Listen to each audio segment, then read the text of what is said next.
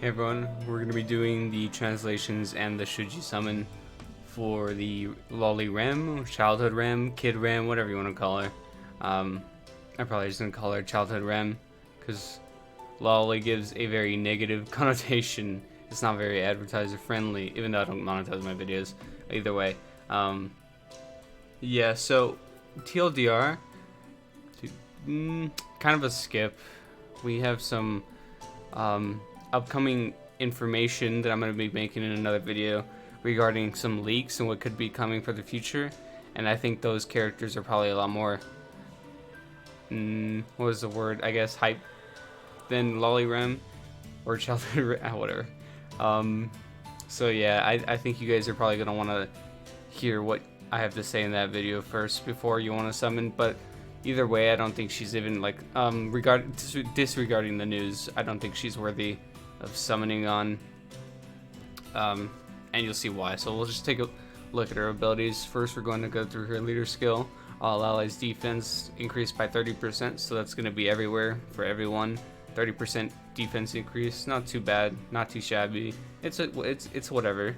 Leader skill. We have the basic skill.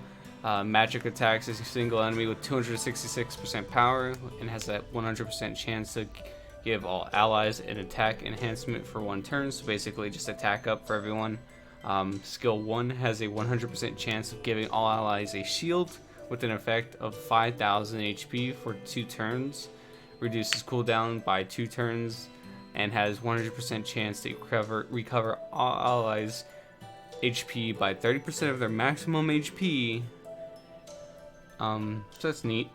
Magically, maximum of their maximum HP. So this might mean, even if you build HP on REM, you're not gonna get that, benefit to everyone's because it calculates all individually, it seems. So I would say the HP build is still definitely solid on there though.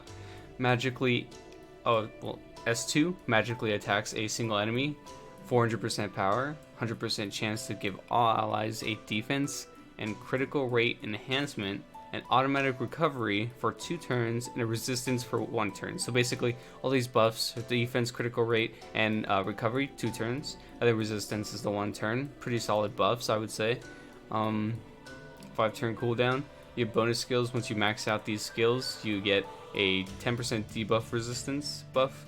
Or not buff, but bonus, basically stats. 10% debuff resistance, 20% HP, 30% defense. So she's going to be very tanky.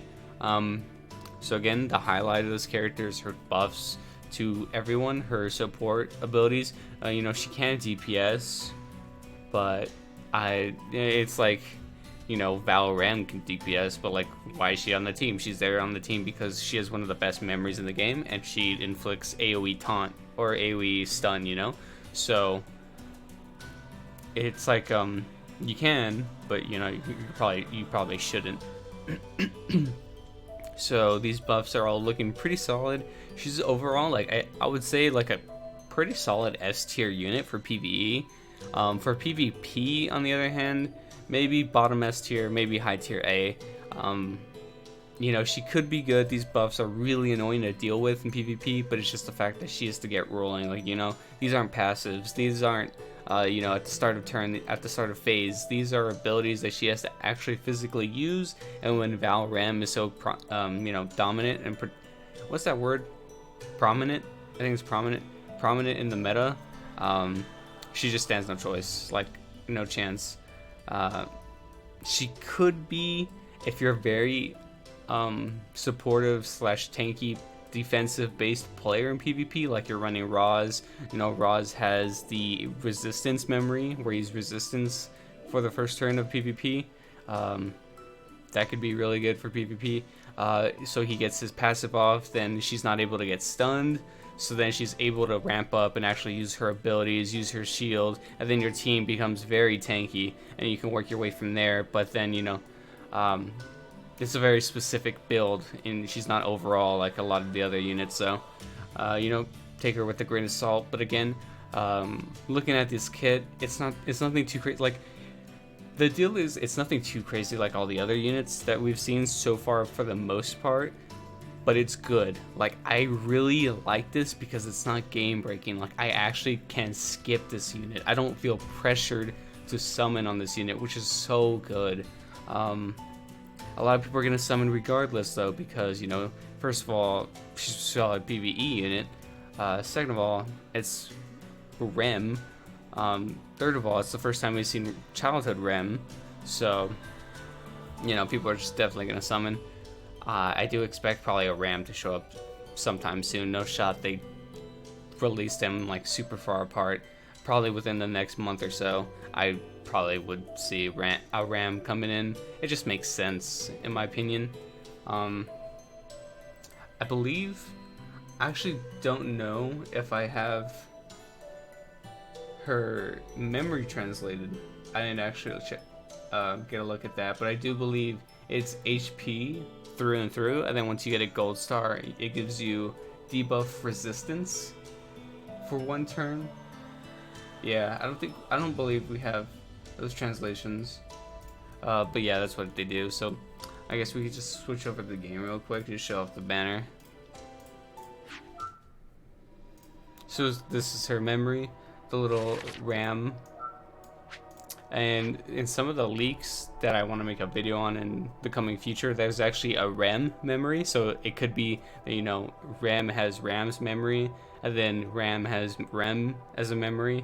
That's kind of what it looks like. Also, this text is different. I think this text is different. I don't think I've seen that in the banner before. Oh no, there it is. It just looks so unique. I don't know why. Her art's pretty good. I do actually really like her art. I think it's really cute. Yeah, that's about it.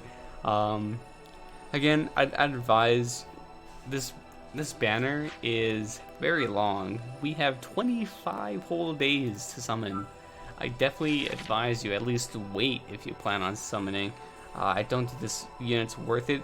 I do think she's like a solid unit, like if you do end up going for her or end up getting her, but she's nothing to actually chase after or actively, you know, like, hey, I really want this character, unless like you actually enjoy the character like a lot of REM fans do. That's completely fine. Whatever makes you happy, to just play the game how you want to play it. Again, I'm only here to inform you of how bad of a decision you're making. So that's gonna be it. Basically, don't summon, and if you do, wait it out a little bit. You have plenty of time with this banner, so really just take your time with it. And then we'll go over, I guess, this banner and some other potential leaks that we have coming forward, and what changes and how it affects this banner, basically. So you'll definitely want to watch that video. It's coming, I think, today. I don't know.